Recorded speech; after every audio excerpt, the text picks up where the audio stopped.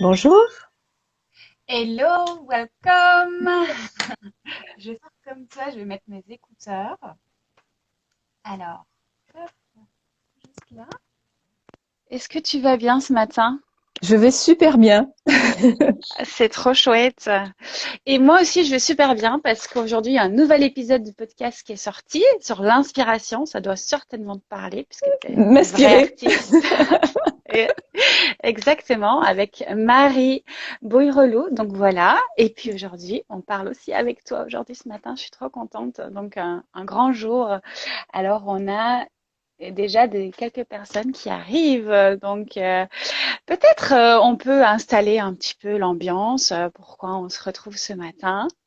Tout à Parce que fait. tu t'appelles Amélie. Amélie, Oui. c'est ton nom d'artiste et c'est aussi le nom de ton atelier de conseil pour artistes, justement. C'est ça. Tout est à l'origine de mon vrai prénom, qui est Émilie en fait. Mhm. Et donc du coup, je l'ai un petit peu anglicisé, on peut dire. Et c'est vrai que en fait, ça se prononce pareil. Si on le prononce à l'anglais, ça se prononce Émilie. Voilà. Émilie, ah ok, ben voilà, comme ça, j'ai la bonne info. Et du coup, aujourd'hui, on va parler de légitimité. Toi, tu es vraiment pur artiste. On pourrait penser vraiment d'ailleurs que tu es un peu la caricature en quelque sorte, où tu es toujours avec les mains pleines de peinture. Tu as l'air en tout cas d'avoir beaucoup de toiles magnifiques, flamboyantes, etc. Et la légitimité, tu me disais, ça te parlait bien Ah, comme ah ben sujet. oui, parce que même si voilà, maintenant je suis beaucoup plus à l'aise avec mon statut d'artiste, il fut un temps, sortie de l'école surtout, où là je me suis sentie vraiment pas confortable avec ce métier-là. C'était surtout l'image que j'avais qu'on me renvoyait en fait. Euh, Hmm. mais moi, au fond de moi, c'était tellement une évidence. J'ai toujours dessiné depuis que je suis toute petite. J'ai fait que des études dans l'art. Enfin bon, pour moi, même les week-ends, les mercredis, au lieu d'aller en sport, j'allais dans des ateliers d'artistes à faire de la poterie, faire de la sculpture, de la peinture. Donc pour moi, c'était vraiment ça fait partie de moi en fait. Oui. Donc c'est vrai que la légitimité, c'est vraiment en plus un problème qui ressort énormément lors de mes rendez-vous avec d'autres artistes. Beaucoup pensent que même s'ils n'ont pas fait, enfin surtout quand ils n'ont pas fait d'études, ils sont vraiment hyper inconfortables avec ça, alors que moi je pense qu'on est tous autodidactes. Oui, surtout, Et surtout dans l'art. Il n'y a oui, rien ouais, de ouais, plus autodidacte, en fait. c'est ça, parce que même moi je l'ai vu hein, au sein des cours que j'ai pu suivre. Finalement, c'était ce qu'on faisait à la maison qui primait en plus et qui surtout rajoutait de l'expérience parce que c'est pas parce qu'on suivait des cours d'art plastique ou d'art appliqué que finalement si on faisait rien à côté on progressait pas autant parce qu'à l'université, enfin moi j'ai fait des études avec l'université, on vous apprend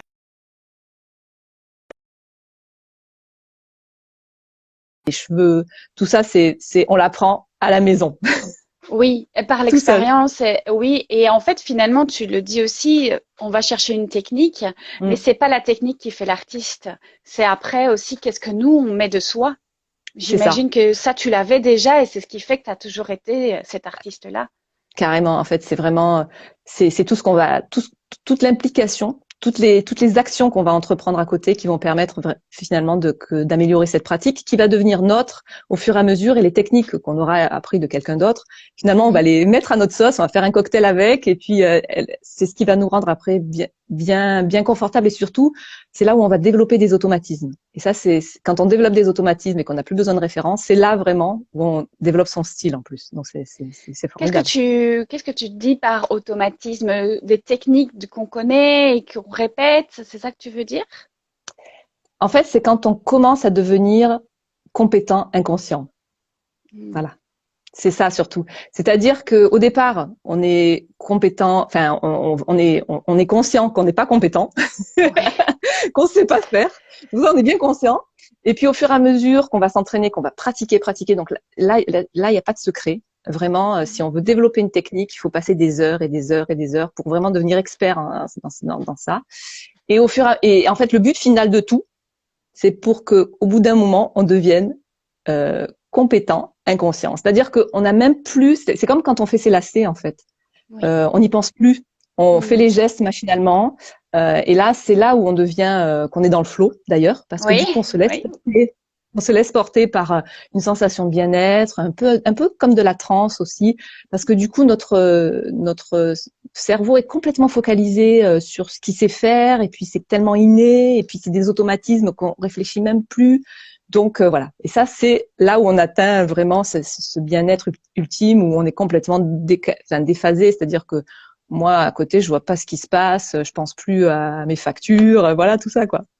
Oui, oui, oui. Et en même temps, tu vois, j'ai l'impression qu'il y a aussi une autre option qui est celle où on abandonne la technique, on se dit, ben, c'est pas grave, je sais pas encore faire. Eh bien, je vais plutôt m'attarder à mes ressentis, à ce que j'ai envie de créer, pourquoi je le crée. Utiliser juste mes mains, m'exprimer, etc. Et là aussi, on peut trouver le flow. Et là, là aussi, même si on n'a pas toute la technique, on peut trouver de la légitimité. Qu'est-ce que tu en C'est ça. penses? Ah, mais c'est tout à fait ça. C'est vrai que c'est dans ces moments-là, en fait, que des fois, on va même tenter l'expérience. On va dire, tiens, j'ai fait ça pendant un temps, et puis si je le faisais d'une certaine manière, je me jette à l'eau, je regarde. Donc ça aussi, c'est bénéfique, et c'est comme ça qu'on évolue. C'est aussi comme ça que ma technique évolue au fur et à mesure, et qu'on peut voir de premières photos que j'ai publiées sur les réseaux sociaux. Les premiers Mhm. tableaux n'ont plus la même tête que ceux de maintenant, quoi. Oui, oui, oui, oui. Et il y a cette idée aussi peut-être d'aller casser la routine, de temps en temps aussi se remettre. Est-ce que toi tu fais ça de temps en temps, te remettre des petits challenges ou justement d'aller t'inspirer, de te dire je vais essayer d'autres choses, de me renouveler? Oui, alors moi en fait, j'évolue avec deux niveaux en fait. C'est-à-dire que j'ai un travail qui attend des résultats. Donc c'est un travail Oui. qui va être développé pour les galeries, pour les clients, pour les expos, pour tout ça. Donc j'appelle ça l'art dominant, même On si t'attend au j'ai pas. tournant, quoi. Exactement. Et puis à côté, j'ai cette partie exploration où finalement, j'attends pas de résultat. Je suis là juste pour lâcher prise, juste pour tester aussi parce que je connais pas cette technique, donc du coup, je vais juste m'amuser. Et ça, je le conseille beaucoup aux artistes. C'est un peu Mhm. notre jardin secret. On montre pas ça, c'est pas besoin. Bon, si t'as envie, tu le montres en story, des choses comme ça, mais c'est pas ce qui va faire notre portfolio en fait. Mais c'est ce qui va enrichir notre art qui a besoin d'avoir un résultat quelque part. Et c'est comme ça en fait finalement avec ces deux temps, j'arrive vraiment à avoir un art qui est toujours en activité en fait. Oui. Tiens, ça me fait penser, est-ce que toi tu crois que pour être artiste ou considéré comme artiste, se sentir légitime comme, il y a besoin d'avoir une signature qui est reconnu par les autres, justement, parce que quand on voit tes œuvres, on reconnaît que c'est ton style. Voilà, on voit bien qu'il y a un fil conducteur. Est-ce qu'on a besoin de ça, de cette signature ou pas forcément? Alors moi je dirais pas ça un besoin, je dirais qu'en fait ça va se développer tous l'avoir. Donc ça c'est quelque chose, c'est avec la pratique, c'est avec les différentes aussi nos différentes expériences de vie. Mhm. Notre parcours, nos enrichissements, voilà, notre entourage, tout ce qu'on va tester dans la vie. Au fur et à mesure, de toute façon, quand on va dessiner, on injecte dans notre dessin, dans notre coup de crayon, on injecte une partie de nous. Et d'ailleurs, c'est très flagrant avec les dessinateurs de bande dessinée. Fut un temps où j'étais vraiment très accro des bandes dessinées et du coup, c'est vrai que ben, les bandes dessinées, au premier coup de crayon, si on me montrait juste un croquis d'un dessinateur que je connaissais bien et que je suivais, tout de suite je pouvais dire ah ben ça c'est du Bilal, ça c'est un autre et c'est vrai que c'est comme ça. C'est Picasso par exemple, même si on regarde ses dessins du début, on voit quand même qu'il y a une touche, il y a une façon de poser le coup de crayon, il y a quelque chose, quoi. On sent qu'il y a du Picasso dedans. Et en Oui. fait, on est tous pareils. Donc ça, euh, c'est C'est naturel, ça vient au-delà de nous, naturellement. oui, c'est ça. Ah Et oui. on peut, enfin, moi, dans mon jargon, j'appellerais ça la signature vibratoire. C'est au-delà, de ce qu'on aurait même mentalisé. Ah mais c'est ça, c'est ça. Et à force de l'affiner, ça devient de plus en plus, comment dire, facile aux gens de nous définir en fait. Au début, c'est vrai, en fait, c'est comme un diamant. Au début, on est un peu charbonneux, tu vois, on ressemble un peu à un, mais à force de le peaufiner, de l'affiner, de faire des facettes et tout, ça devient un truc sublimissime. Et surtout, après, c'est tout de suite les gens disent ah oui, ça c'est Elisabeth, ça c'est Émilie, ça c'est Jeannette. Tout de suite, les gens, c'est pour eux, c'est plus facile, c'est une sorte de lecture, tu vois. Oui, C'est, comme oui. tu dis, c'est vibratoire, mais je pense que de toute façon, dans nos coups de crayon, dans nos couleurs, dans le choix de nos couleurs, la vibration est là, hein, de toute façon. Donc, Hmm. Oui, c'est intéressant aussi parce que tu disais, ben, toi, tu es artiste peintre, tu parlais problèmes de connexion. Il y a des illustrateurs de BD, mais il y a aussi toute personne qui pourrait se retrouver comme artiste aussi dans d'autres domaines. On parle de sculpture, on parle d'entrepreneur, on parle finalement, toi tu es même entrepreneur finalement aussi, t'es pas juste peintre. Et j'imagine qu'il y a ta patte qui vient aussi dans ce métier, dans ton entreprise. Ah bah oui, il y a déjà toute ma sensibilité. Parce que même si effectivement je développe ce côté-là parce que j'en ai besoin. Finalement, j'en ai besoin pour développer ma communication, j'en ai besoin aussi pour m'aider dans mes choix, j'en ai besoin aussi pour avoir des outils. Donc, mais j'y mets ma patte d'artiste au milieu, quoi.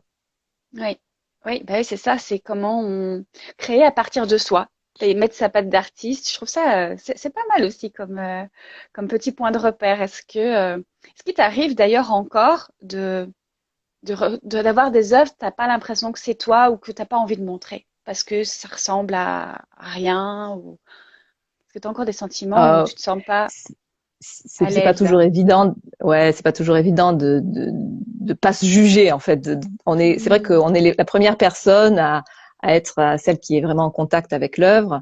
Et des fois, on a des attentes. Et ça, c'est un peu le problème de l'ego, en fait, je dirais. On a des attentes et on se surévalue dans le sens où on dit voilà, moi je voulais faire ça et puis quand je le vois sur la feuille, ça l'est pas. Donc ça après c'est tout un cheminement aussi intérieur. C'est-à-dire il faut pas être trop dur non plus. On est quand même quelqu'un avec qui on vit 24 heures sur 24. Et c'est vrai que moi, au début, quand j'étais étudiante, je me critiquais énormément et ça c'est pas bon parce que Hmm. du coup on a tendance un peu à se blesser, à s'auto-blesser. Alors que quand je montrais mon travail à des copines et tout, elles étaient là, waouh, c'est trop beau, c'est trop beau. Et moi, je dis, ah non, mais j'ai foiré la main, j'ai foiré ça, j'ai foiré ça. Donc, voilà. Oui, parce que finalement, nous, on voit les petits détails, mais il y a aussi peut-être besoin de reprendre un pas de recul et de revoir l'œuvre aussi en grand. Et là, on voit pas les petits détails. Et finalement, ça peut être aussi très bien. Ça fonctionne en plus toujours comme ça. C'est-à-dire que nous, on va focaliser sur les imperfections. Et c'est pour ça que j'ai développé aussi un travail depuis 4 ou 5 ans, qui sont mes floraisons abstraites, où en fait, je m'inspire beaucoup de la philosophie du kintsugi, qui dit en fait, alors à la base, le kintsugi a été développé pour les céramiques qui ont été Oui, cassées. avec Et l'or, exactement. exactement. Et voilà, très bien. Et donc moi, je me suis un peu inspirée de ça, mais je me suis dit, ben tiens, nous aussi c'est pareil, on a des accidents de vie, on a des égratignures, tout ça. Et c'est vrai qu'on a tendance à le cacher, sauf que ça fait toute notre authenticité. C'est ça qui développe aussi notre personnalité, et c'est le plus beau en fait. Et moi, je trouve qu'un coup de crayon qui a des petites imperfections, qui est pas aussi droit qu'il faudrait, mais je trouve qu'il a beaucoup plus de gueule Oui, qu'un trait fait par l'ordinateur. Tu vois, donc du oui, coup là, ça ça devient c'est évident. froid. Je vois moi les bandes dessinées qui sont faites à l'ordinateur, pour moi, elles sont beaucoup moins chaleureuses, quoi. Hmm. Une bande dessinée qui est faite tout à la main, mais c'est fabuleux. Et pourtant, il y a des petits ratés, hein, il y a des petits Oui, ratés. Et c'est ça ce que donc là, le kintsugi, je le développe dans mes tableaux parce que je mets en apparence en fait les cicatrices par des craquelures en fait.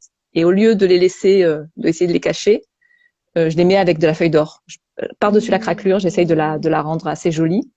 Et autour, je mets des fleurs qui sont en train un petit peu de reprendre. C'est-à-dire que oui, on pourrait imaginer mon tableau dans le sens où ça a été une vieille croûte oui, qui a été gratignée. Et puis finalement, l'or, enfin les craquelures sont transformées en or. Et puis surtout, la végétation est réapparue. Donc, c'est-à-dire le cycle est revenu, oui, la oui, vie est oui, oui. revenue. Et c'est pour ça Hmm. que les floraisons abstraites, en ce moment, elles me parlent plus que mes portraits que j'ai l'habitude de faire, des portraits de femmes et tout ça. Parce que vraiment, c'est ça, pour moi, c'est de l'épanouissement de voir ces craquelures et puis ces fleurs qui sont en pleine floraison. Pour moi, j'aime Oui. beaucoup le, le parallèle, enfin, le Oui, contraste bien entre les deux. sûr, c'est magnifique. Je pense évidemment au conte de Clarissa Pinkola Estés C'est qui ça. raconte vraiment ça. C'est se dire on renaît de ses cendres aussi et voilà, c'est la floraison après, c'est le printemps après l'hiver, c'est le cycle. C'est magnifique. Exactement. Il y a une histoire aussi dans ces œuvres-là, dans cette collection-là que tu crées. Tu me disais par rapport aux œuvres où il y a plutôt des portraits. Les portraits, c'est des portraits réalistes ou c'est des portraits imaginés? Alors, je pars d'une photo que j'ai, voilà, où j'ai eu vraiment un coup de cœur. Et après, tous les habits vont être complètement retravaillés par moi.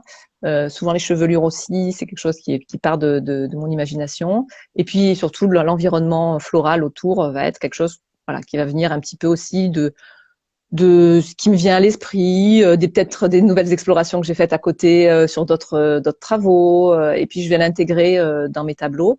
Et c'est vrai que la femme revient souvent parce que D'accord. du coup c'est quelque chose qui me parle dans le sens où j'en suis une, et donc c'est un univers qui est pour moi plus facile, voilà. Même si Oui. j'ai fait des portraits d'hommes. Et tes intentions quand tu peins ces portraits, du coup? Mes intentions, c'est vraiment de montrer déjà que la vie est belle, dans le sens où les couleurs nous rassurent. Moi, je sais que ce qui me fait le plus plaisir dans les vernissages, en fait, c'est quand les gens regardent mes tableaux, sourient, mais pas sourient d'un sourire assez naturel, c'est-à-dire hop, ça se met comme ça naturellement. Et puis surtout que quand après ils viennent me parler, ils ont les yeux pleins d'étoiles. Oui, c'est ça. Parce que Voilà. je pense que en parlant de légitimité, ça part aussi de l'intention qu'on met et finalement, peu importe derrière la technique, si l'intention, elle est cohérente. Oui, c'est ça. Après, moi, mon message, c'est vraiment moi, quand je peins, je me fais d'abord plaisir, je m'amuse, je me détends. Et Mhm. forcément, j'ai envie que les gens en face ressentent ces sensations-là, c'est-à-dire qu'ils se détendent, ils soient déconnectés de ce qu'ils ont l'habitude de vivre. Et voilà. Après, j'ai pas un message particulier, politique ou quoi que ce soit. Moi, c'est plutôt, c'est vraiment l'unité, le bien-être et l'harmonie que je recherche en fait. Oui, Donc après, voilà. Et puis aussi les vibrations, c'est-à-dire qu'il y a certaines couleurs qui vont parler à des personnes et puis d'autres qui vont, enfin voilà. Tu vois, après, t'as des couleurs aussi qui t'attirent plus que d'autres. oui, Donc oui. voilà. Mais moi, je trouve que c'est une très belle intention de déjà essayer de trouver l'harmonie en soi, toi en tant que peintre, mais aussi de la provoquer chez le regardeur, la Exactement. personne qui va regarder. C'est parfois plus d'impact que d'essayer d'aller tout de suite dans des grands discours et des grandes opinions. Parfois, ça fait bouger plus de choses en soi, c'est parce que ça rééquilibre des choses Mais c'est ce chez le qui fait regardeur. aussi, c'est ça. Et puis c'est ce qui fait aussi toute la richesse des artistes en fait. Chaque Mhm. artiste va être différent, chaque artiste va déclencher, va être déclencheur de quelque chose chez la Mhm. personne. Et c'est pour ça en fait que quand je vois des artistes qui se comparent à d'autres artistes, je leur dis mais c'est même pas la peine parce que vous êtes complètement différents. C'est voilà, et vous avez un parcours différent et puis vous avez des intentions différentes. Donc Oui. Et pensez là, avant tout à vous. Et oui, en oui, plus. on en arrive pile au sujet du podcast qui sort aujourd'hui sur l'inspiration et cette idée de ne pas copier, mais de d'y mettre de soi, de ne pas chercher à faire comme l'autre en fait, mais de éventuellement le recevoir, l'infuser, comme le dit très bien Marie, je vous invite vraiment à écouter l'épisode après, et après d'en ressortir quelque chose d'encore nouveau qui a peut-être quelques saveurs de ce qu'on a appris ici à gauche et à droite en fait, mais qui part quand même de nous. C'est ça. En fait, moi, je dis toujours aux artistes que j'accompagne, on est tous à un moment donné artistes imitateurs. Ça, c'est sûr. On a besoin de savoir un petit peu comment faire ça, comment faire ça, comment associer les couleurs. Donc, on va s'inspirer beaucoup, et donc on va être dans l'imitation. Sauf que l'imitation, c'est limité. Au bout d'un moment, on fait quoi? On fait du Mhm. plagiat. Donc, c'est pas la bonne solution. Donc, au bout d'un moment, si on veut évoluer comme dans une boîte, on passe du stade d'imitateur à créateur. Et là, quand on Oui, est créateur, c'est nous en fait. oui. Et c'est là où on développe son style, c'est là où du coup on est plus facilement reconnaissable. Euh, et c'est là où on prend son pied en fait. Ben, c'est ça, j'allais dire, c'est là où tu t'amuses vraiment parce que quand on fait que de recopier, enfin moi personnellement, je crois que c'est peut-être que c'est aussi chacun fait en fonction de comment il est à l'aise, hein, mais moi, copier, ça m'amuse une fois ou deux parce que comme tu dis, je vais essayer de capter des choses chez l'autre, voir un peu, mais au final, on finit toujours par y remettre de soi et à vouloir sortir des rails, sortir, C'est mettre ça. quelque chose de soi en fait. Ben oui, parce qu'au début dans l'imitation, on est plutôt dans l'apprentissage, tu vois. Donc c'est un Mhm. peu comme quand tu apprends à faire du ski, quoi. Oui, c'est ça. Mais T'es tu sais, obligé de. Oui, vas-y. dans l'épisode avec Marie Bourrelou, justement, je lui ai expliqué cette métaphore de quand on est enfant, on copie nos parents adolescents, on copie plutôt alors des genres, des idoles, des amis, mais au final, c'est toujours pour revenir à soi, à un moment donné, développer sa propre identité qu'on développe alors à l'âge adulte. Et on se posait cette question, alors certainement que quand on est à l'âge adulte et qu'on continue de copier, peut-être que le processus d'épanouissement jusqu'à au statut de créateur, justement, n'est pas atteint, n'est pas terminé ce processus. On est toujours un peu dans la copie. Ben, Euh, oui. Après, moi, je trouve que c'est dommage parce qu'on se limite. Je pense que le propre de l'artiste, c'est sortir du cadre au bout d'un moment. Ouais. Mais on a tous besoin de ce côté rassurant au début, de savoir, d'apprendre. Donc, comme Oui. tu dis, l'enfant qui va recopier, puis après à l'adolescence, il va dire ah non mais moi je me rebelle, je suis plus comme mes parents. Voilà, ben, c'est pareil. L'artiste, il a Et un peu la puis, même évolution. exactement. Et au final, à l'âge adulte, qu'est-ce qu'on fait? Ben, on garde un petit peu de d'avant parce que finalement, c'était pas si mal l'éducation qu'on a eue. Mais le côté rebelle s'estompe un peu, mais on y rajoute un peu de soi aussi. Donc, on fait comme ça un mix et on revient aux idées des cycles. Ce cycle qu'on voit dans l'âge, comme tu le dis, est aussi dans le cycle de l'artiste. Régulièrement, évidemment, on n'est pas adulte terminé. À un moment donné, on revient à l'apprentissage et il y a comme une spirale. Mais oui, c'est ça. Il faut toujours être dans le mode apprentissage de toute façon parce que bon, sinon on s'ennuierait au bout d'un moment. Je pense qu'on deviendrait des robots à faire toujours la même chose. Donc le propre de l'artiste aussi, c'est à un moment donné se dire bah tiens, j'ai développé bien cette technique, je m'y suis à l'aise et tout, mais je commence un peu à m'ennuyer finalement. Je vais tester autre chose. Et là, c'est vrai que ça enrichit tellement parce que du coup, tout ce qu'on apprend et ce qu'on a comme héritage déjà de nos anciens, on va dire, apprentissages, tout ça après, ça fait un beau cocktail. Oui. Et alors, il y a aussi certainement cette notion, tu vas me dire ce que tu en penses par rapport Oui. à la valeur de soi. La valeur de soi qui vraiment ici est mise à, voilà, on pose ça sur la table. À un moment donné, tu es artiste, qu'est-ce que tu fais? Est-ce que tu oses? Est-ce que tu t'affirmes? Est-ce que tu estimes, voilà, toute cette valeur, etc. Et, toi, tu as réussi à dépasser ça, tu disais, par la technique? Oui. En Oui. fait, c'est pour se rassurer. L'artiste, il a besoin d'avoir un sol un peu dur. Donc c'est vrai que tant qu'on est un peu dans le flou, on sait pas, on voit qu'on a encore des choses à améliorer. Euh, il n'y a pas de stabilité autour de nous. C'est vrai que là, du coup, la valeur va être difficile. Ça, c'est pas la première idée qui va nous venir en tête. Surtout qu'en plus, on va être très critique au départ parce que bon, on voit qu'il y a plein de choses à remanier. Mais quand on commence vraiment à pratiquer quelque chose et qu'on commence vraiment à être à l'aise avec, là, c'est là que du coup, on va se dire, ah bah tiens, maintenant, je pratique, je suis à l'aise, je peux en parler aux gens. Et ben là, ça va se développer, ça va être plus facile. Bon, il va y avoir toujours des fois de petits blocages, hein, ça c'est sûr. Hein. Mhm. C'est jamais lisse, hein, donc de toute façon. Mais c'est vrai que moi, j'ai eu notion de ça. Euh, assez rapidement parce qu'en fait, moi, comme je pratiquais énormément aussi à l'extérieur des cours que je suivais, quand je suis arrivée dans différents cours, dans différentes classes d'art, par exemple, moi, j'avais déjà appris tout ça avant. Mhm. Et c'est vrai que j'étais plus confortable en fait pour dessiner ou pour même alors que des amis qui étaient dans ma classe, quand ils devaient passer au tableau pour dessiner et tout, ils étaient plus ouais, je sais pas trop le faire, donc je vous le ferai pas, voilà. Donc c'est vrai que si on veut, dans un premier temps, et ça marche aussi avec la légitimité, si on veut être, comment dire, stable dans ces deux notions, la valeur et la légitimité, c'est d'abord la pratique qui Mhm. va faire tout ça. Oui. Et ensuite, on sera à l'aise aussi pour entreprendre. Voilà. Oui. Et puis comme c'est vibratoire, j'ai aussi envie d'inviter ceux qui nous écoutent, s'ils ont envie d'aller explorer les élixirs floraux ou d'aller pratiquer même le yoga ou des choses comme ça pour revenir à soi, pour revenir à un équilibre vibratoire. Alors je sais pas si tout le monde ici connaît les élixirs floraux. Moi j'ai travaillé la valeur de soi, l'affirmation et vraiment à travailler autour de cet environnement qui me mais ce n'est qu'au niveau ressenti, hein, parce que finalement, le Mm. jugement, c'est un ressenti intérieur. Et d'aller créer cette ouverture par un champ vibratoire qui est plus aligné, qui est plus disponible pour voilà, nous affirmer un peu comme ce soleil, ce tournesol qui se montre et qui ose prendre cette place, s'assumer complètement, peu importe. C'est vraiment ce mot j'ose, j'ose et je me montre dans ma pleine lumière et en effet parfois il y a des petites cicatrices mais malgré ça bah, je me montre et Mm. je trouve que travailler aussi avec d'autres outils à côté, moi en tout cas ça m'a vraiment aidé à Oui. oser montrer, à oser parler, à être aujourd'hui en live, qui est aussi un nouveau, un nouveau format pour moi.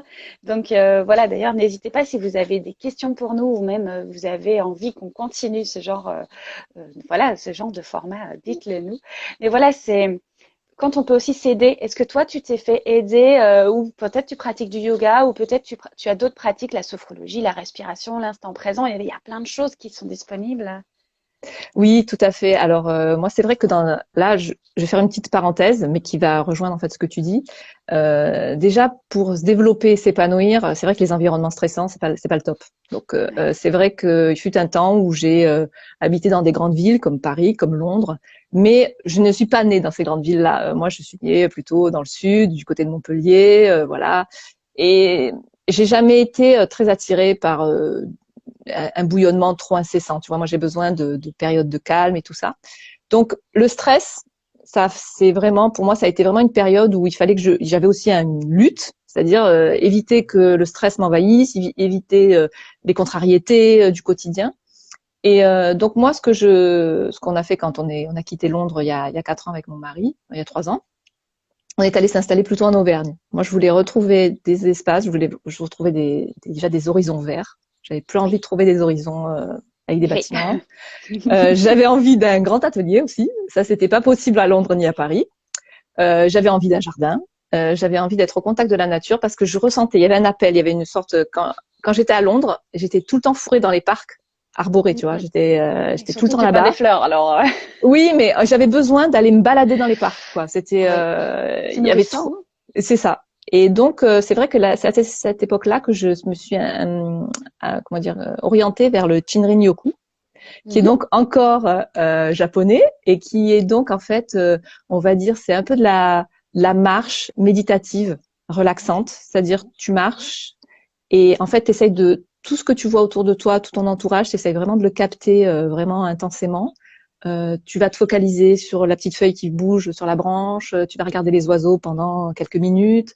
Et en fait, ça, le fait de me focaliser sur des choses un peu plus décontractantes et puis surtout aussi profiter de l'environnement naturel, ça m'a fait beaucoup de bien en fait quand j'étais à Londres parce que j'ai eu un dur passage, on va dire au niveau du moral, parce Oui. que étant d'une fille du sud qui avait besoin de soleil, là j'avais pas ma dose. Faut Et tu dire le ce qui ressentais est. dans ta pratique Ah oui. artistique. Ah oui, Oui. parce qu'en fait, c'est vrai que moi, les ciels bas, avec des nuages incessants, avec de la pluie constamment, ou en tout cas souvent dans la journée, c'est pas quelque chose qui va en fait, je vais être vraiment très très éponge à ce niveau-là, et du coup, je vais je vais manquer de soleil, je vais me manquer et ça va pas me donner toute la motivation, tout le tonus pour me mettre à l'ouvrage. Oui, oui, oui. Tu as vu d'ailleurs, est-ce qu'il y a eu un changement dans tes peintures? Est-ce que peut-être dans les commentaires qui sont venus à toi en disant comme plus d'intensité, peut-être, ou plus de Ou toi, ou Oui, j'ai un peu changé ma palette de couleurs, c'est-à-dire que j'ai plus tourné ma palette vers des turquoises et des oranges. Voilà, ça c'était vraiment un besoin que j'avais. Souvent, et ces couleurs revenaient, alors qu'avant, j'avais plutôt, bon, j'étais toujours dans la couleur, hein, mais ce que je veux dire, mais ces turquoises, ces oranges sont revenus vraiment quand j'étais en Angleterre. Peut-être besoin de bleu aussi parce que j'avais pas cette couleur environnante au oui, quotidien.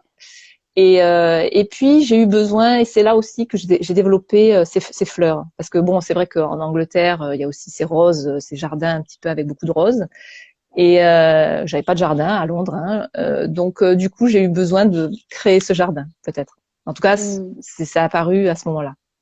oui. Donc créer un environnement qui nous inspire, qui nous convient et qui est propice aussi à cette légèreté, parce que je pense qu'il n'y a rien de mieux que d'être léger dans notre mental, dans notre corps quand on crée, que dans la densité justement. Et les villes, c'est très dense, c'est très dans le stress, etc. On perd cette clarté, même cette canalisation. Je ne sais pas comment toi tu reçois les images que tu vas peindre, enfin ce que tu peins, est-ce que c'est mentalisé, un choix, ou est-ce que tu ressens que c'est canalisé parfois? En tout cas, pour les artistes qui ont envie que ce soit plus, voilà, plus fluide à ce niveau-là, rien de mieux que de se créer un environnement, une santé, une hygiène de vie plus saine à ce niveau-là. C'est ça. Mm. Notre rencontre aussi, j'avais envie de t'interroger là-dessus parce que finalement, on s'est rencontrés autour de cette thématique de la légitimité suite au dernier précédent épisode du podcast Faire œuvre de sa vie. Et j'interrogeais, c'est un épisode solo où j'interroge vraiment sur qu'est-ce que l'art, c'est quoi une œuvre, qui est artiste, etc. Et j'ai envie du coup de te poser cette question là aujourd'hui en live, que tu puisses vraiment donner ta perception pour toi. C'est quoi un artiste? C'est quoi une œuvre? Puisqu'on parle de légitimité, qu'est-ce que ce serait pour toi de se dire artiste ou de créer une œuvre? Alors après, moi, je pense que les artistes, en fait, on a tous un artiste au fond de nous. Après, on le développe ou pas, en fonction de notre parcours de vie. Mais un artiste, on va dire, c'est quelqu'un qui développe quelque chose. Moi, je pense qu'il y a déjà une question de bien-être, mais Mhm. personnelle. C'est-à-dire, dans un premier temps, il va créer. C'est à la différence de l'artisan ou du designer qui va créer parce qu'il a un besoin, mais un Oui, besoin plutôt matériel, dans le sens, il a besoin d'une chaise, donc du coup, il va la créer. L'artiste, il va avoir au-delà, dans le sens où il va se dire, moi, j'ai besoin, enfin, j'ai un besoin, j'ai un manque dans cet acte de création, en fait, ce manque de création. Et du coup, il y a des choses qui vont m'inspirer. Par exemple, dans la nature, je vais voir une pierre et puis elle va être un peu légèrement avec une forme qui va m'inspirer. Donc je vais me dire, ah tiens, si je la continue, j'accentue encore plus la forme. Et là, je lui donne vraiment toute sa forme, qu'est-ce qu'elle veut le dire. Mais donc voilà, donc je pense en fait qu'on part au début il y a une sorte d'élément déclencheur, mais je pense que c'est interne. C'est comme tu dis, c'est une vibratoire, c'est-à-dire que on voit quelque chose et puis tout de suite on a un flash et on se dit tiens, ça me donne l'idée de deux. Et du coup oui. on le fait, mais on n'est pas parti d'un besoin matériel au début. C'était pas. Alors après, tu peux avoir le designer qui dit tiens, je dessine ma chaise, mais là j'ai en plus un flash derrière et Et ma donner chaise sa et patte et artistique. voilà, et ma chaise va être avec une forme de flamme, par exemple. Je te dis n'importe quoi. Et donc là, du coup, il y a des gens, tu vois, donc en fait, cette part d'artiste, on la déclenche ou pas, en fonction Oui. aussi de son expression, c'est-à-dire que si est-ce qu'on s'exprime derrière ou pas. Et donc ça, pour moi, je pense que l'art, d'abord, est un moyen d'expression. Ça, c'est sûr. C'est avec ça qu'on va pouvoir déclencher, qu'on va créer des œuvres. Mais c'est parce qu'on a envie de s'exprimer aussi à partir d'un matériau. Et après l'œuvre, en fait, l'œuvre, elle va être la création, donc un petit peu la trace, l'empreinte de l'artiste. Dans le sens, elle va y laisser son ADN artistique, elle va y laisser sa patte, elle va y laisser le choix des couleurs. Ça va être un petit peu, comment dire, le condensé en fait de l'idée que l'artiste a eue au moment du flash. Et c'est pour ça que l'artiste sans son œuvre, ben, finalement, n'existe pas parce que du coup, on n'a pas ce résultat-là. Les gens ne peuvent pas le voir de l'extérieur. S'il ne crée pas, on ne sait pas qu'il est artiste. Donc c'est vraiment l'œuvre qui va dire tu es artiste, mais c'est l'artiste aussi qui va créer l'œuvre. Donc en fait, moi, quand je vois l'œuvre et l'artiste, c'est pour ça que j'insiste beaucoup aussi avec les artistes que j'accompagne. Je leur dis, c'est important aussi de montrer les deux. Quand on est sur les réseaux sociaux, il faut montrer l'œuvre, mais il faut montrer qui est derrière l'œuvre aussi parce qu'en fait, c'est un peu comme le yin et le yang. Tout est imbriqué. Alors moi, j'aime beaucoup la culture asiatique parce que je trouve qu'il y a vraiment tout a été pensé avant et je pense que c'est fabuleux. Donc moi, je l'applique beaucoup dans ma créativité et c'est vrai que maintenant, avec les méthodes d'aujourd'hui, on peut créer des œuvres sans artiste derrière, avec l'intelligence artificielle, par Oui. exemple. Et ça, c'est fou. Et c'est pour ça que je dis aux artistes, n'hésitez pas à vous montrer. Vous sentez pas bien avec la photo, mais c'est pas grave. Moi aussi, j'ai eu 2 années comme ça où au début, je me supportais pas. Mais c'est tellement rassurant pour un collectionneur, pour un galeriste, pour un client, de savoir que derrière une œuvre, il y a une personne vraie, il y a un visage humain. Euh, c'est ce qui fait toute la différence. Et avant même la technique. Oui, C'est-à-dire que d'abord montrer l'artiste, finalement, sa vibration, avant même la technique. Parce que si l'œuvre, c'est un flash, il n'y a pas de technique là derrière. C'est un c'est moyen ça, d'expression. On c'est peut ne ça. pas connaître une langue parfaitement, comme l'anglais, tu allé à Londres. On peut ne pas connaître l'anglais parfaitement, mais réussir à se débrouiller et à Oui, s'exprimer malgré tout. oui. Donc, Je te suis à 100%. donc voilà, pas besoin d'être parfait technique. Mais par contre, toi, avec Emily.fr, ta plateforme, ou je ne sais pas, du coup, ton atelier de conseil, tu accompagnes justement soit sur des techniques ou en tout cas sur le côté structurel autour de cet artiste pour l'aider quoi à se déployer. C'est ça, et plutôt à entreprendre et à faire des choix plus judicieux. C'est-à-dire que moi, j'interviens vraiment dans la partie professionnelle. C'est-à-dire que ce sont des gens déjà qui ont déjà une pratique, mais qui se sentent à un moment donné, ils stagnent parce qu'ils se disent voilà, je maîtrise bien mon art ou en tout cas, j'estime que je m'en sors quand même pas mal. Et le problème, c'est que moi, j'ai maintenant envie de faire d'autres choses avec ça. J'ai aussi envie peut-être de vendre. Donc, Oui. du coup, pour moi, c'est là où, en fait, où j'interviens et je vais leur donner vraiment tous les outils, toutes les méthodes que j'ai appliquées avant sur moi. Hein. Donc, du coup, j'ai été mon premier cobaye. Et ça leur permet aussi de se dire, bah tiens, voilà, je veux communiquer sur les réseaux sociaux. Qu'est-ce que je dois faire pour être un peu plus impactant? Je veux faire une biographie. Comment ça fonctionne, biographie? Parce que j'en ai besoin pour mon site internet. Par exemple, après, ben, j'hésite aussi au niveau des prix. Je sais pas. Donc, estimer le prix d'une œuvre, c'est toujours très compliqué pour un artiste. Donc, du coup, moi, je l'encadre. Donc, en fait, en plus, maintenant, on est deux avec Gilles, qui lui a comment dire, un profil plutôt photographe. Donc lui, il amène aussi ses compétences. Et donc voilà, donc tout ça, nous, on les aide vraiment à se développer, mais dans la partie plutôt professionnalisante.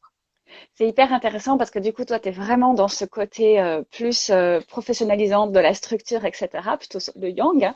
Et C'est alors, ça. moi, je vais les accompagner, mais plutôt de la partie yin, où on va plutôt aller justement sur l'équilibre vibratoire, émotionnel, encadré au niveau environnemental, et toi, plutôt structurel. Donc, c'est très complémentaire et je trouve ça génial qu'on ait pu avoir ces deux voix ici ensemble et de pouvoir en parler. Et ce que je vais proposer, je ne sais pas s'il y a eu des commentaires, je vais regarder. Et si toi-même, si tu avais des questions ou tu as envie d'apporter des éléments supplémentaires qu'on n'a pas parlé, voilà, dis-moi, dis-nous, pendant que je regarde un petit peu. Je réfléchis 2 secondes. Oui. euh, Alors, il y a quelqu'un qui dit, y aura-t-il un replay? Bien sûr, il y aura le replay, je vais le mettre et on le partagera, bien sûr. oui, oui, parce que ça aussi, ça a été la question qu'on m'a posée ben, hier quand j'ai partagé l'information. J'ai eu 2 personnes qui m'ont demandé est-ce qu'il y aurait un replay parce que il n'était pas disponible aujourd'hui. Donc moi j'ai dit ben je ne sais pas. Donc voilà, quand Mais auras oui, mais l'information, oui. tu me partageras aussi. Alors après moi ce que je pourrais rajouter, je dirais effectivement que moi j'aime beaucoup aussi ton profil parce que c'est vrai que je pense, enfin, bon, je lis des bouquins aussi là-dessus, donc du coup, je suis un peu rassurée. Mais ce que je veux dire, c'est que je pense qu'aussi que tout est vibration dans l'univers et que c'est vrai que moi, je le vois déjà avec les couleurs. Quand des couleurs, on les met côte à côte, par exemple, il y a certaines couleurs qui vont plutôt se retirer, enfin, qui vont se repousser, et des couleurs qui vont plutôt se resserrer. Mais c'est optique, en fait, c'est les couleurs qui vibrent entre elles et du coup qui créent des Mhm. sensations. Et ça, c'est aussi important, par exemple, quand on est en représentation en tant qu'artiste, je pense aussi qu'il faut se connecter aux vibrations de ses créations. Parce qu'en fait, les artistes ont tendance à se mettre en retrait tout le temps. Mhm. Et je le vois surtout au vernissage. Quand je vois un vernissage de confrères, par exemple, et que donc j'y vais, alors je connais pas trop la personnalité de la personne parce que je la suis par exemple sur les réseaux sociaux, mais à côté je vois ces tableaux qui sont effervescents, plein de couleurs, explosifs, et qu'à côté, quand je vais au vernissage, je vois une personne toute retirée comme ça, toute timide et tout. Et là, moi je le dis aussi, je dis c'est important que vous soyez connecté à vos œuvres. Si vous êtes dans l'œuvre avec des explosions, de la couleur et tout, pourquoi au vernissage vous venez en noir? Voilà. Oui, Il y a des choses aussi qui pour moi sont contradictoires. Et alors les gens disent ah mais ouais moi ce que je veux c'est que ce soit l'œuvre qui soit mise en ouais, c'est avant ça. et moi je veux être dans le noir, je veux pas qu'on me voit. Je dis mais non, moi quand je me déplace au vernissage c'est pour voir l'artiste. C'est parce que je sais que ce jour-là il sera là. Parce que sinon je viendrai un autre jour, je viendrai le jour de l'exposition. Mais moi quand je viens au déplacement du vernissage, c'est parce que je veux voir l'artiste et je veux voir un artiste qui est aussi conforme. Et c'est déstabilisant pour un acheteur, je pense, d'arriver, de se faire déjà une idée parce qu'il connaît les tableaux et de se dire tiens, moi, je connais les vibrations de ces tableaux, je sais comment ça. Et quand j'arrive au vernissage, je trouve quelqu'un de tout, Monsieur Burns, tu vois, dans les Simpsons, Oui, oui, quelqu'un comme ça là. oui. Et ça, c'est souvent le cas. Et donc je leur dis mais vous avez envie de on sent que dans vous avez envie de vous exprimer en couleur. Alors pourquoi vous ne le portez pas? Et ça, je pense que toi, si tu avais un travail à faire aussi avec des artistes, ça serait ça, c'est développer aussi Exactement. leur expression, tu vois, mais Leur physique dans le sens. confiance, Exactement. exactement. On parlait de valeur tout à l'heure. Il y a aussi d'avoir confiance en soi, de toutes les peurs qui peuvent être de se montrer ou autre chose. Il y a plein de choses qui font que on vit tous des émotions. On est des êtres émotionnels et vibratoires avant Mhm. même tout le reste. Et donc, avant le faire, il y a l'être.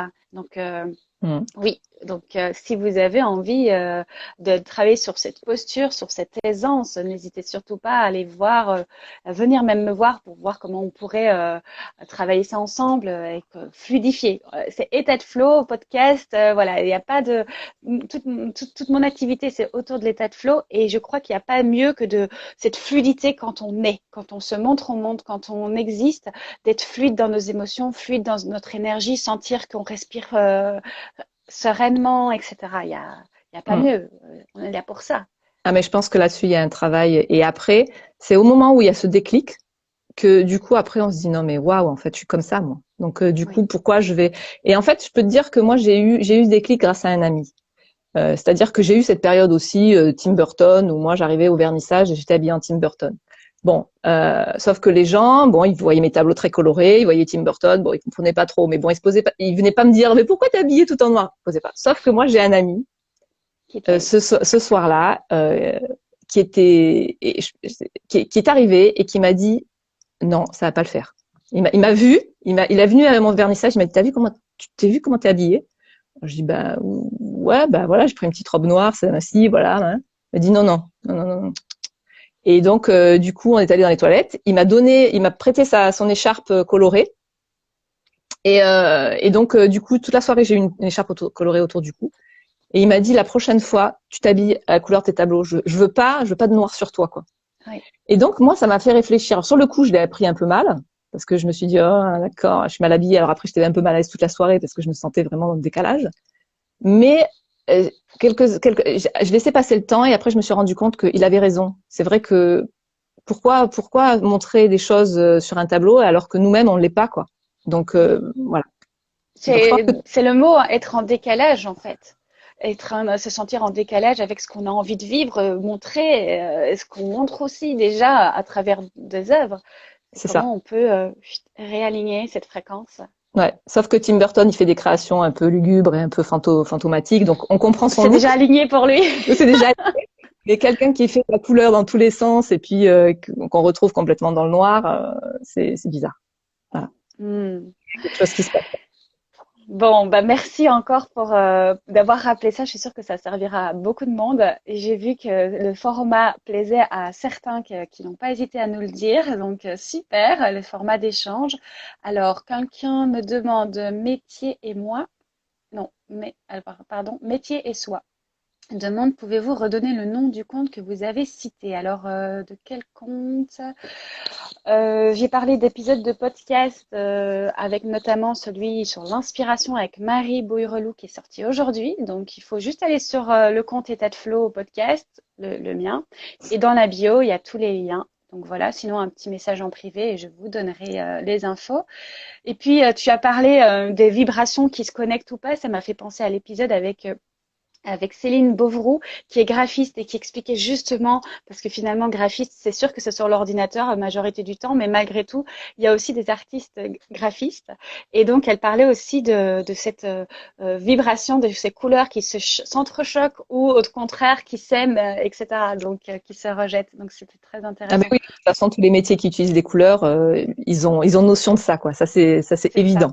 Que ce soit un c'est ça. styliste, que ce soit un graphiste, que ce soit un architecte d'intérieur, il en a conscience. C'est ça. Et après, on parle de couleurs, mais ça peut être tout. Ça peut être des formes, ça peut être. On parle de tout finalement. Alors, Mm, est-ce mm. qu'il y avait éventuellement d'autres? Non, il n'y a pas d'autres questions. Alors, simplement rappeler qu'on peut évidemment venir voir ce que tu fais en allant sur ton compte. Je Oui. mettrai de toute façon le lien. Et Alors, puis sur mon compte. j'ai deux Oui, comptes. bah vas-y. Tu peux J'ai parler deux du deuxième. Voilà, donc j'ai le premier qui est Emily.fr qui est vraiment tourné vers le conseil pour artistes et qui donc délivre régulièrement des informations sur comment entreprendre dans son parcours artistique, mais de manière professionnalisante. Je délivre aussi des astuces sur la pratique puisque j'ai posté là dernièrement comment faire le choix d'une gomme d'atelier par exemple, parce que c'est vrai C'est qu'on ça. on n'a pas toujours conscience, mais la gomme, elle est quand même très très présente dans notre atelier. Et à côté, j'ai un deuxième compte qui est vraiment plus tourné pour mes collectionneurs et pour les galeristes et pour les gens qui suivent vraiment que mes tableaux. Donc, Amélie Paris, donc A-M-Y-L-E-E Paris, pour la partie tableau et amélie.fr pour la partie conseil. Oui, eh bien, je vais faire de même. Du coup, parce que j'ai aussi deux comptes. Et oui. Et donc, vous pouvez aussi trouver. C'est vrai que ce compte, c'est plutôt dans les posts, vous ne trouverez que les épisodes du podcast. Et puis en story, par contre, je vais partager plus de choses. Et le reste de mon activité, où je vais plutôt parler justement de ma propre vibration, l'artiste derrière le podcast, hein, si on reprend ton expression, est plutôt sur mon compte personnel, Elisabeth Smeisters. Et vous le trouverez aussi dans la bio de celui-ci. Donc voilà, vous aurez toutes les infos. Ça permettra de rester en contact ou si vous avez des questions. C'est toujours un grand, grand plaisir pour moi d'échanger, de pouvoir partager des vibrations, mais aussi des points de vue, peut-être parfois différents, de se compléter. Donc, merci beaucoup à toi, Émilie. Je ne sais pas si Merci tu à voulais toi. encore rajouter autre chose. Non, ben en fait, je voulais juste rajouter que l'échange avait été très agréable, que tu as vraiment une bonne vibration, ça se sent, mais à travers le numérique aussi. Vraiment, c'est vraiment un bel échange et je pense que c'est important qu'il y ait des échanges comme ça entre, parce que du coup, les gens après, ça fait tilt dans leur tête. Oui. Donc, Eh bien, merci alors, on d'avoir. continuera. Merci à toi. Je te souhaite une très, très belle journée. Et Merci. puis, à bientôt sur la toile, qu'elle soit physique ou digitale d'ailleurs. Avec plaisir. À très Je bientôt. t'embrasse. Ciao. Ciao.